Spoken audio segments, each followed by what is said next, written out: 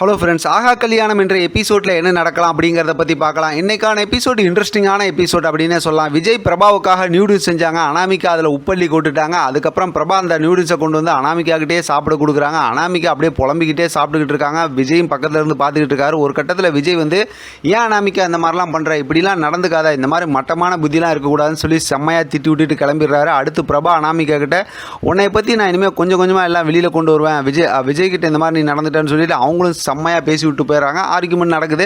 இப்போ பார்த்தோம் அப்படின்னாக்கா அங்கே சித்ரா கௌதமாக காட்டுறாங்க. சித்ரா வந்து கௌதம் வந்து அந்த பொண்ணு பார்த்துருந்தாங்க இல்லையா, அந்த பணக்கார வீட்டிலேருந்து வந்திருக்காங்க. அவங்களுக்குள்ளார பார்த்தோம்னா மாற்றி பேசிக்கிறாங்க. தட்டு மாற்றிக்கணும் அப்படி இப்படின்லாம் நிறைய பேசுகிறாங்க. நிறைய நடிப்புலாம் நடந்துகிட்டு இருக்கு. ஒரு கட்டத்தில் பார்த்தோம் அப்படின்னாக்கா தட்டு மாற்றிக்கலாம் அப்படிங்கிற மாதிரி பேசி தட்டு மாற்ற ஆரம்பிக்கிறாங்க. அப்போ பார்த்தா சூர்யா கரெக்டாக வந்து அதை தட்டி விட்டுறாரு. அடுத்து ஒன்று நிறையா பேச்சுவார்த்தை நடக்குது. இப்போ பார்த்தோம் அப்படின்னாக்கா அந்த பொண்ணு வீட்டுக்காரங்க வந்து என்ன ஏதுன்னு விசாரிக்கும் போது சித்ரா கௌதமும் அதாவது இவங்களை பற்றி தப்பாக சொல்கிறாங்க, சொத்தை பிடுங்கிறதுக்காக வந்திருக்காங்க அப்படி இப்படின்னு. இப்போ பார்த்தோம் அப்படின்னாக்கா அந்த பக்கத்து மகாவும் ஐஸ்வர்யாவும் நிற்கிறாங்க. ஐஸ்வர்யா வந்து எப்பயும் போல் நல்லா செம்மையாக நடிச்சுக்கிட்டு இருக்காங்க. அதாவது அவங்களுக்கு புத்தி சுவாதனை இல்லாத மாதிரி எங்கள் அக்கா ஏற்கனவே எப்படி இருந்தாங்க அப்படின்னு பாருங்கன்னு சொல்லி அந்த மொபைலில் ஃபோட்டோலாம் கொண்டு வந்து அந்த பொண்ணு வீட்டுக்காரங்கள்ட்ட மகா காட்டுறாங்க. அதெல்லாம் பார்த்ததுக்கப்புறமாவே அவங்க நல்லா புரிஞ்சுக்கிறாங்க இவங்க வந்து பொய் சொல்கிறாங்க அப்படின்னு. உடனே வாங்க அப்படின்னு சொல்லி அந்த பொண்ணு அங்கேருந்து அவங்கள கூப்பிட்டுக்கிட்டு அப்படியே வெளியில் கிளம்பிடுறாங்க. அப்போ கௌதம் வெளியில் வந்து பிடிச்சிட்டு அவங்களாம் பொய் சொல்கிறாங்க அப்படின்னு சொல்லும்போது இப்போ அந்த பொண்ணு செம்மையாக பேசி விட்டுறாங்க. அவங்க கண்ணில் உண்மை தெரியுது.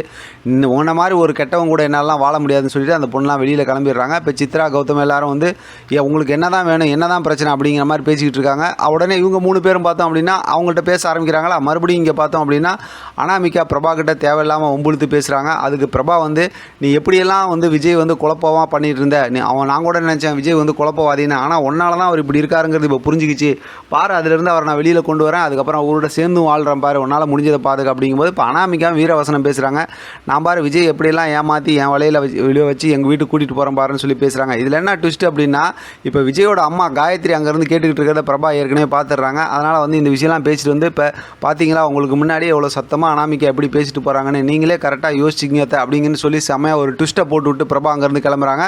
இப்போ காயத்ரி யோசிக்கிறாங்க. மறுபடியும் பார்த்தோம்னா இங்கே கௌதம் இருக்கிற வீட்டை தான் காட்டுறாங்க. அதாவது சூர்யாவோட வீட்டை தான் காட்டுறாங்க. இப்போ சித்ராவும் கௌதமும் இந்த மாதிரி நீங்கள் எதுக்கு சொல்கிறீங்க, ஏற்கனவே தான் வேணான்னு சொல்லிட்டு தானே போனாங்க அப்படின்னதுமே மறுபடியும் ஐஸ்வர்யா போய் மாமா அப்படின்னு சொல்லிட்டு கௌதமை கட்டி பிடிச்சிக்கிறாங்க. சூப்பரான ஒரு ஃபன் கலாட்டா மூமெண்ட்டாக இருக்குது. சித்ரா கௌதமால் எதுவும் பேச முடியல. நான் போலீஸை கூப்பிட்றேன் அப்படின்னு சொன்னமே இப்போ மகா சொல்கிறாங்க, கூப்பிடுங்க போலீஸை கூப்பிடுங்க. இந்த மாதிரி ஏற்கனவே ஒய்ஃப் இருக்கிறாங்க, அவங்களுக்கு இந்த மாதிரி மனநிலை பாதிக்கப்பட்ட நிலைமையில் வேற ஒரு கல்யாணம் பண்ணுறதுக்கான ஏற்பாடு பண்ணுறாங்க. டிவேஸும் வாங்கலன்னு நாங்களும் கம்ப்ளைண்ட் கொடுக்குறோம் அப்படின்னு சொல்கிறாங்க.